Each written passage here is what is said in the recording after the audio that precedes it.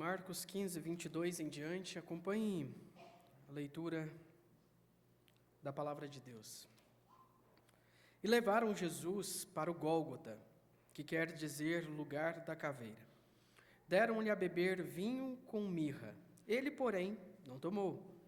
Então o crucificaram e repartiram entre si as vestes dele, lançando-lhe sorte, para ver o que levaria cada um.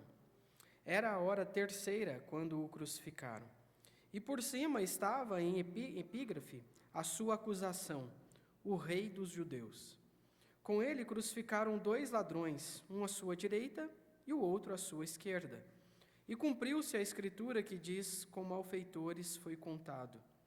Os que iam passando blasfemavam dele, meneando a cabeça e dizendo: tu que destróis o santuário e em 3 dias o reedificas, salva-te a ti mesmo, descendo da cruz. De igual modo, os principais sacerdotes com os escribas, escarnecendo entre si, diziam: salvou os outros, a si mesmo não pode salvar-se. Desça agora da cruz o Cristo, o Rei de Israel, para que vejamos e creiamos. Também os que com ele foram crucificados o insultavam. Chegada a hora sexta, houve trevas sobre toda a terra até a hora 9. A hora 9 clamou Jesus em alta voz: Eloi, Eloi, lama sabactani, que quer dizer: Deus meu, por que me desamparaste? Alguns dos que ali estavam, ouvindo isto, diziam: vede, chama por Elias. E um deles correu a embeber uma esponja em vinagre, e pondo-a na ponta de um caniço, deu-lhe de beber, dizendo: deixai, vejamos se Elias vem tirá-lo. Mas Jesus, dando um grande brado, expirou. E o véu do santuário rasgou-se em 2 partes, de alto a baixo. O centurião que estava em frente dele, vendo que assim expirara, disse: verdadeiramente este homem era o Filho de Deus. Vamos orar. Senhor, nós te louvamos, Pai, pelo registro que o teu servo Marcos fez da morte horrorosa do teu Filho Jesus um dia na história. Hoje, Pai, nós queremos que o teu Santo Espírito abra o nosso entendimento para que nós tenhamos ainda mais convicção a respeito de quem o teu Filho é e do que ele fez por nós naquele dia, Pai. Abençoa-nos com entendimento do alto, quebra as barreiras existentes no nosso coração, aguça, Senhor, a nossa compreensão nessa noite, a nossa atenção, para que sejamos transformados por tua palavra. Esse é o nosso desejo, é a nossa oração, no nome de Jesus. Amém. Quem é Jesus? Eu sei, você provavelmente sabe essa resposta.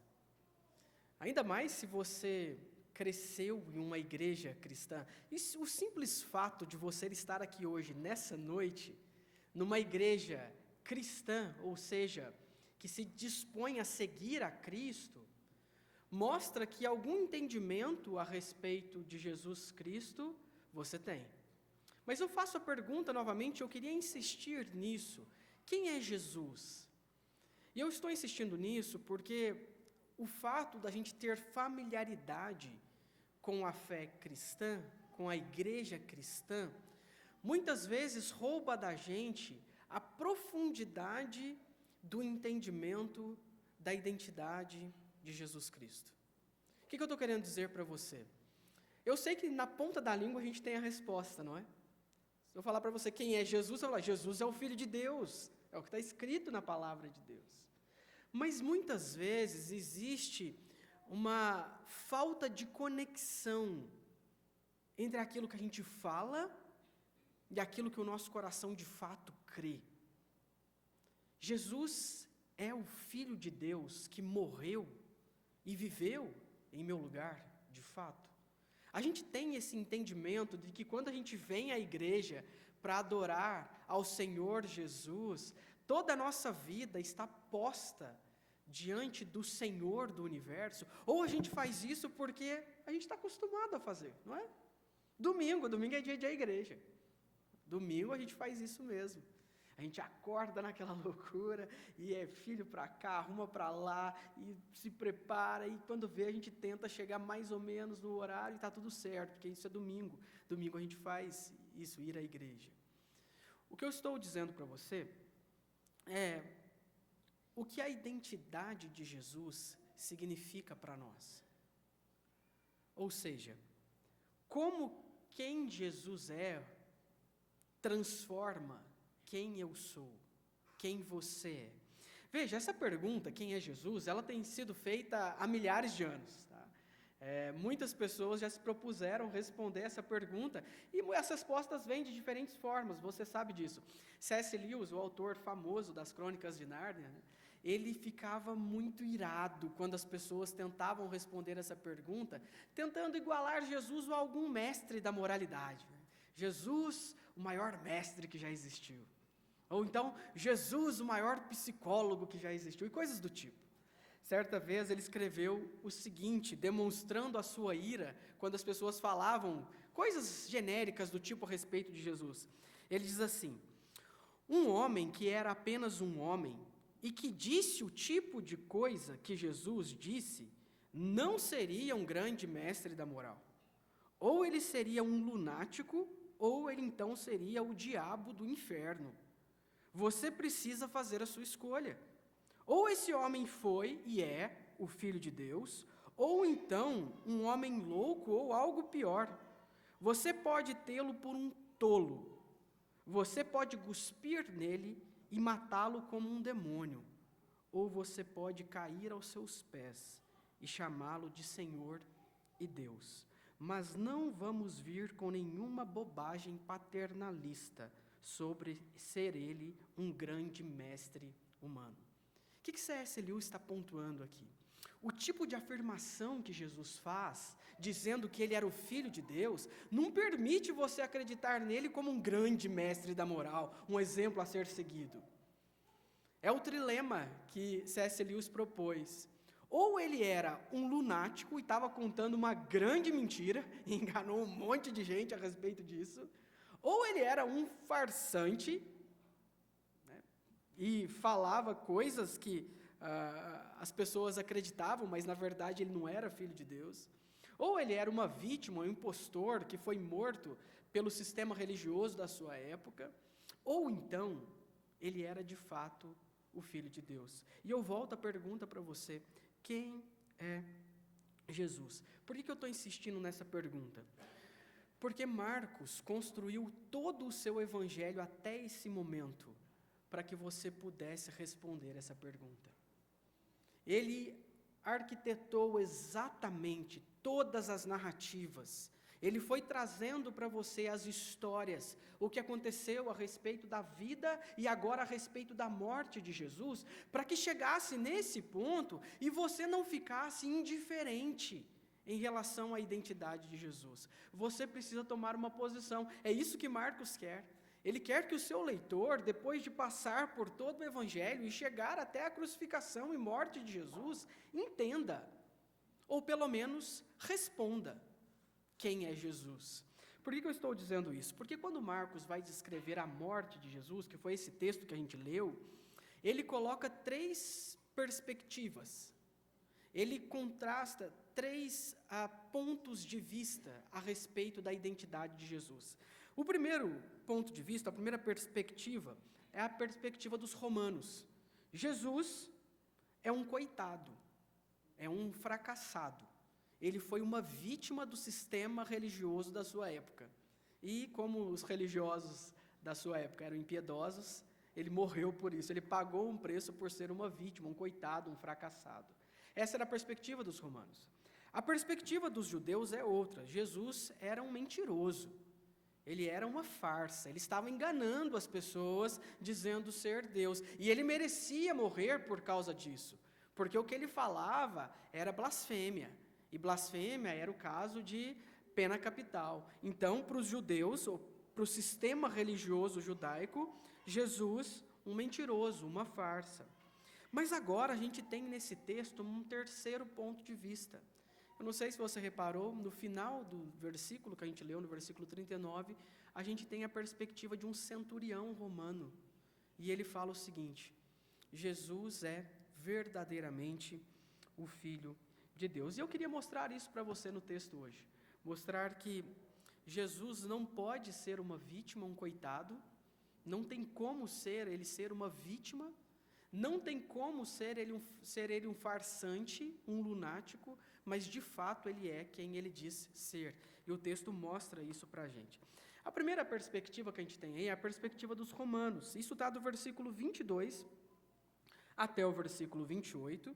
Eu não vou ler novamente todo o texto, porque é um texto grande, o bloco nosso hoje é grande, mas eu vou pontuar algumas coisas com vocês. Primeira coisa, Marcos, veja o cuidado dele no versículo 22, quando ele descreve para a gente o lugar em que Jesus foi levado. Tá? Por que isso? Porque os leitores originais de Marcos sabiam exatamente qual era esse lugar. Era o lugar onde aconteciam as crucificações. Veja, esse sistema de crucificação, de pena capital pelas mãos dos romanos, era algo muito comum na época de Jesus. E existia um lugar para isso. Era o lugar onde as pessoas iam para ser crucificadas, para serem mortas ali.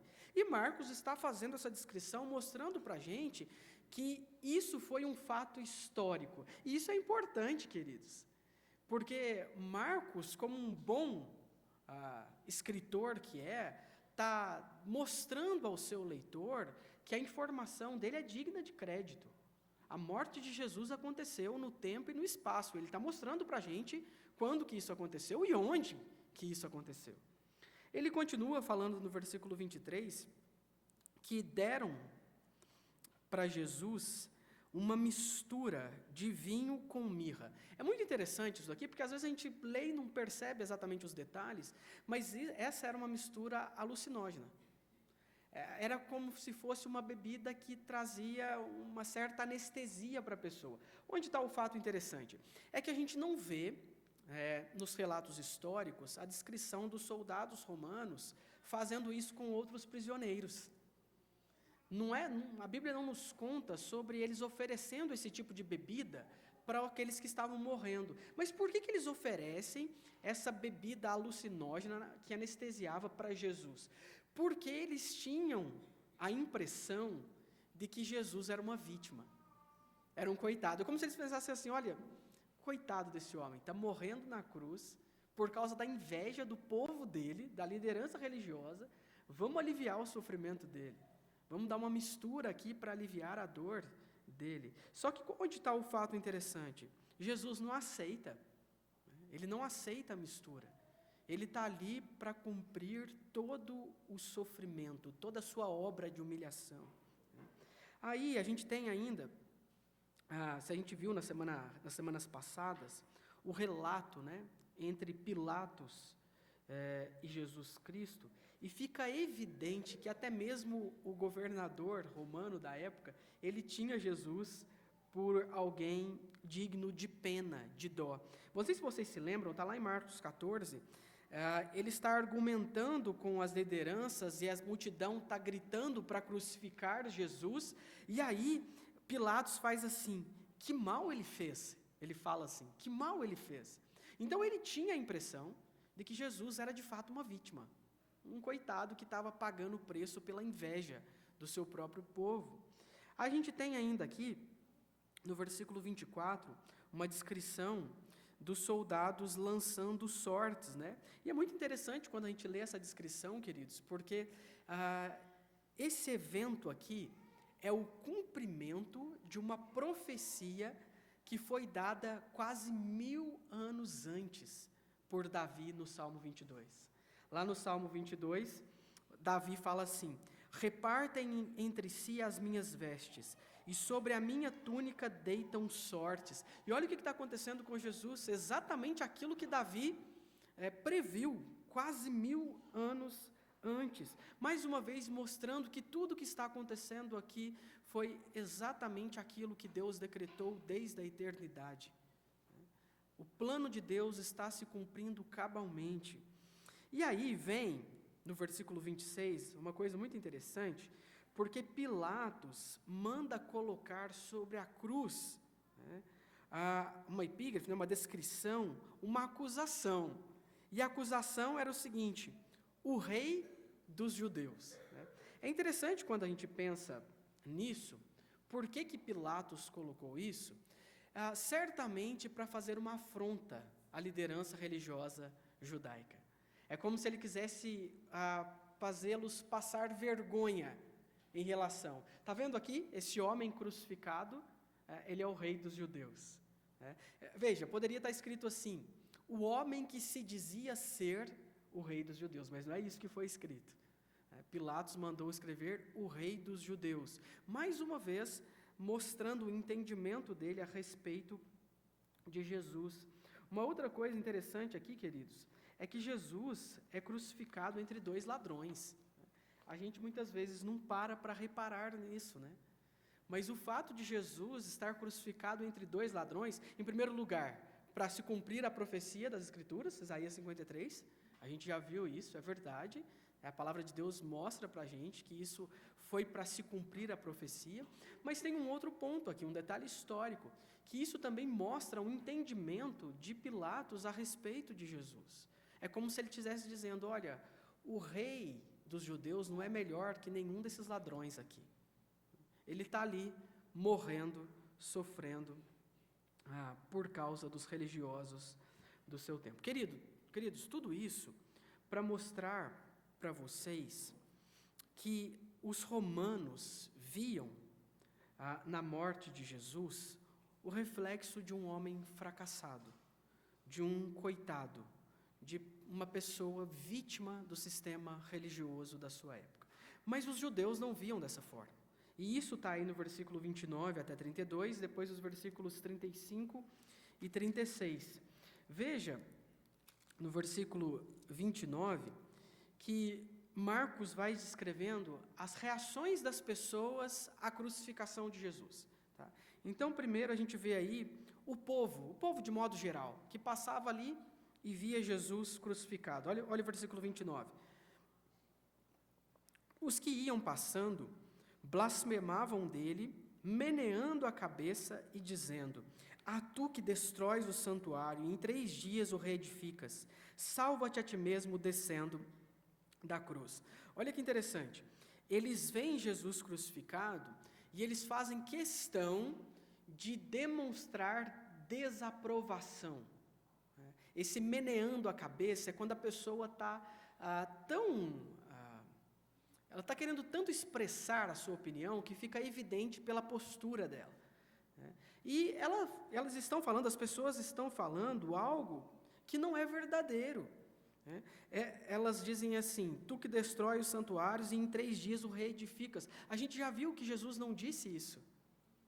Ele falou algo parecido com relação à morte dele, que de fato, ele como o templo, o tabernáculo de Deus, morreria e depois ressuscitaria. Mas as pessoas usam isso de maneira aleatória para zombar de Jesus.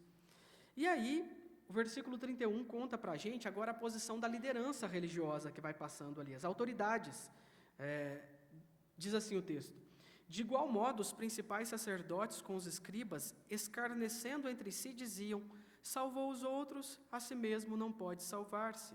Desça agora da cruz o Cristo, o Rei de Israel, para que vejamos e creiamos. Veja, eles estão zombando de Jesus, porque eles viram Jesus fazendo várias coisas. E mesmo assim eles não creram que Jesus dizia a respeito de si mesmo, ser o Filho de Deus. Aí agora eles propõem um tipo de zombaria: desça da cruz, e aí sim nós de fato vamos crer que é o Filho de Deus. Aí o versículo 32, o final, conta para a gente que os ladrões também o insultavam. Isso é interessante porque depois a gente tem um relato de outro evangelista que um deles acaba se convertendo ali, e na mesma hora ele é salvo, ele recebe a salvação por Jesus, mas no primeiro momento Marcos mostra para a gente eles escarnecendo de Jesus, zombando dele, insultando dele por estar ali. Então você tem até aqui, queridos, os romanos vendo Jesus como uma vítima, como um coitado. Você tem os judeus vendo Jesus como um farsante, como alguém que merecia de fato morrer na cruz. Tá? E a gente tem aqui ainda, depois, um terceiro grupo, no versículo 35 e 36, ainda entre os judeus, dizendo assim: alguns dos que ali estavam, ouvindo isto, diziam: vede, chama por Elias. E um deles correu a embeber uma esponja em vinagre e, pondo-a na ponta de um caniço, deu-lhe de beber, dizendo: deixai, vejamos se Elias vem tirá-lo. Esse é um terceiro grupo. Marcos não descreve quem exatamente era, mas era um grupo entre os judeus que estava ali, entre o povo e a liderança. Mas o que chama a atenção aqui é que naquela época havia um conhecimento até que comum de uma outra língua falada, que era o aramaico. A gente tem na Bíblia alguns trechos, especialmente no livro de Daniel, que é em aramaico. E as pessoas sabiam diferenciar essa língua, era algo comum entre os judeus. E Jesus expressa o seu sofrimento, no versículo 34, conta isso para a gente, que ele diz: Deus meu, por que me desamparaste? E a palavra para isso é Eloi, Eloi. E eles veem o que Jesus está dizendo, falando sobre o desamparo dele, e eles zombam dizendo assim: vamos ver se Elias vem. É claro, eram palavras parecidas, tá? Eloi, de falar Deus meu, e o nome de Elias, eram palavras parecidas, mas qualquer judeu comum ali saberia diferenciar claramente o que ele estava dizendo. Mas eles zombam de Jesus, dizendo: vamos ver se Elias vem de alguma forma salvá-lo. Então você tem aqui um resumo da perspectiva dos judeus. Uma farsa, um farsante que merecia morrer. Por fim, queridos, a gente tem aí no versículo 39 a terceira perspectiva que eu falei para vocês, que é do centurião. E ele vê Jesus como o Filho de Deus. Centurião, talvez você não saiba disso, era um oficial do exército romano que provavelmente liderava os soldados na execução dos prisioneiros. Então a gente tem aqui a figura de um homem que provavelmente já havia visto muitas crucificações, mas muitas crucificações. Talvez é provável que todos os dias eles tivessem alguma crucificação, pena capital para algum prisioneiro. E ele estava acostumado a lidar com essas questões, todo o processo, as pessoas morrendo na cruz, depois tudo que envolvia ali. E ele está ali, vendo a execução de Jesus Cristo. Só que algo acontece aqui de diferente na execução de Jesus. Alguma coisa desperta naquele centurião o entendimento de que aquele que estava morrendo na cruz não era um homem comum, mas era o próprio Filho de Deus. Talvez sejam as trevas que Marcos descreve para a gente, e a gente sabe que na Bíblia, quando a gente tem a referência às trevas, isso significa o juízo, a ira de Deus. Então talvez o entendimento daquela escuridão tomando ali aquele cenário, ou talvez o terremoto que Mateus descreve, que aconteceu exatamente naquele momento, ou ainda talvez o brado que Jesus deu na cruz, quando ele gritou: está consumado. A gente não sabe ao certo, mas alguma coisa mexe com aquele homem, com a morte de Jesus. Ele vê a morte de Jesus de uma maneira diferente, e então Marcos descreve o que ele disse: verdadeiramente este homem era o Filho de Deus. Queridos, eu queria que você colocasse lado a lado essas três perspectivas. Uma vítima, um farsante, o Filho de Deus. Marcos agrupou todos esses relatos aqui, e ele fez questão de descrever isso, para que você pudesse responder. Quem é Jesus? Como você tem enxergado Jesus? Mas meu ponto aqui para vocês, para a gente caminhar para o final, a primeira coisa é: por que Jesus não pode ser um coitado, um fracassado, como os romanos viam? O próprio texto conta para a gente. Olha o versículo 33 e 34. Chegada a hora sexta, houve trevas sobre toda a terra, até a hora nona. A hora nona clamou Jesus em alta voz: Eloi, Eloi, lama sabachthani, que quer dizer: Deus meu, por que me desamparaste? Veja, por que Jesus não é um coitado? Em primeiro lugar, porque ele suportou a ira de Deus sobre si na cruz. Nenhum de nós suportaríamos o que Cristo suportou. Ele não é um coitado. Segundo lugar, ele não é um coitado, porque ele, no maior sofrimento que alguém poderia experimentar, ele não buscou alívio.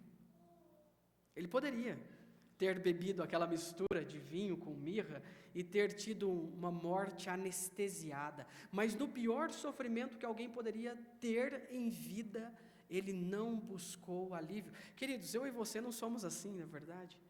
A gente começa a sofrer um pouquinho e a gente já começa a buscar coisas para trazer alívio. Coisas que vão anestesiar a nossa dor. Jesus não, ele vive toda a humilhação. Em terceiro lugar, ele não é um fracassado, porque ele ofereceu a sua vida como sacrifício. Mesmo sofrendo uma angústia inimaginável, ele não está ali na condição de vítima. E Marcos fez questão de mostrar isso para a gente. Que todos os eventos que levaram Jesus à cruz aconteceram exatamente da forma que ele queria que acontecesse. Tem um texto muito interessante, João conta para a gente, Jesus diz assim, palavras de Jesus: por isso o Pai me ama, porque eu dou a minha vida para a reassumir. Ninguém a tira de mim, pelo contrário, eu espontaneamente a dou. Tenho autoridade para entregar e também para reavê-la. Este mandato recebi de meu Pai. Essas palavras não são palavras de uma vítima, de um homem fracassado. São palavras de um Senhor, de alguém que tem controle, de alguém que está dominando toda a situação em todo o tempo. Então Jesus, de maneira alguma, foi uma vítima do sistema religioso judaico. Ele não foi um fracassado, pelo contrário, ele fez tudo isso como uma entrega voluntária. Eu queria chamar a sua atenção aqui nesse ponto. Isso mostra o amor dele por nós. Isso deveria deixar claro para mim e para você o quanto ele nos amou, o quanto ele escolheu a cruz. A gente leu aqui, ele não fez caso da vergonha de ser exposto, crucificado numa cruz por mãos de incrédulos, para que trouxesse salvação para mim e para você. Isso é amor, queridos, o grande amor de Jesus por nós. Ele não é uma vítima, ele não é um fracassado. Mas o segundo ponto que eu queria destacar para vocês é que ele também não pode ser um mentiroso, um farsante. Por quê? Porque ele fez exatamente tudo aquilo que ele disse que faria. Versículos 37 e 38. Mas Jesus, dando um grande brado, expirou, e o véu do santuário rasgou-se em duas partes, de alto a baixo. Qual foi esse grande brado? Marcos não nos conta, mas João nos conta. O grito dele foi: está consumado. Está completa a obra de humilhação. Todo o preço que precisava ser pago tinha sido pago, exatamente naquele momento. E foi exatamente isso que Cristo disse, não foi? Ele havia avisado que ele sofreria, que ele seria humilhado, que ele seria escarnecido e que ele seria morto.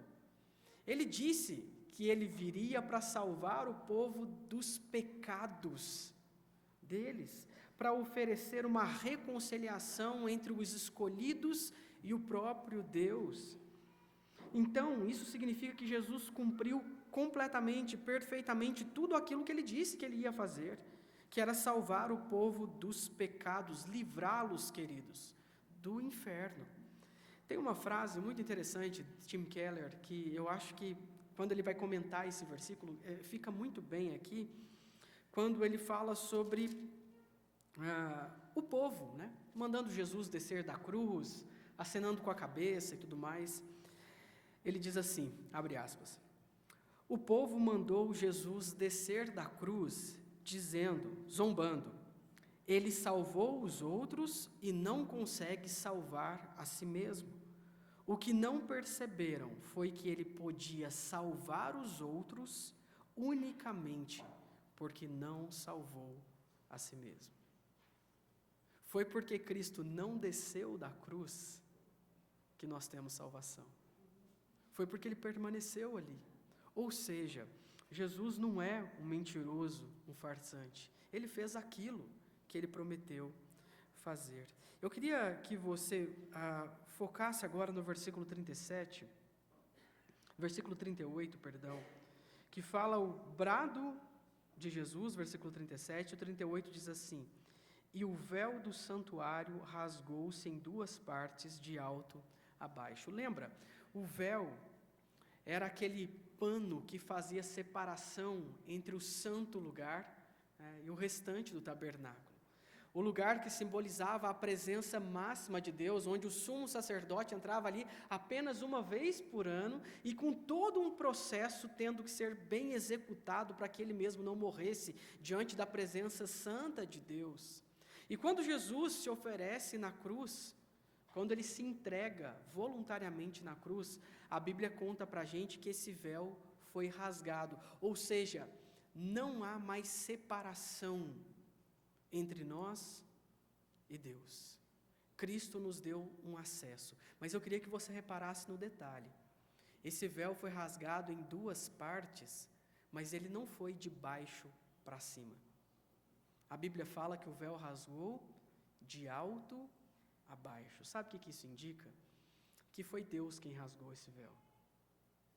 Quando o filho dele morreu na cruz, ele rasgou a separação que havia entre nós pecadores e ele, santo, santo, santo. Sabe o que tudo isso indica, queridos? Tudo isso indica que nós temos acesso a Deus por meio de Jesus Cristo. Se você responde à pergunta quem é Jesus, e você diz, Jesus verdadeiramente é o Filho de Deus, Ele é o meu Salvador, Ele é o meu Senhor, isso significa que você tem acesso a Deus, completo acesso a Deus. E eu não sei se você compreende o quanto isso é magnífico, porque isso significa que o Criador do universo, o Deus infinito, transcendente, Todo-Poderoso, Santo, Santo, Santo, sempre está disposto a você por causa de Jesus Cristo.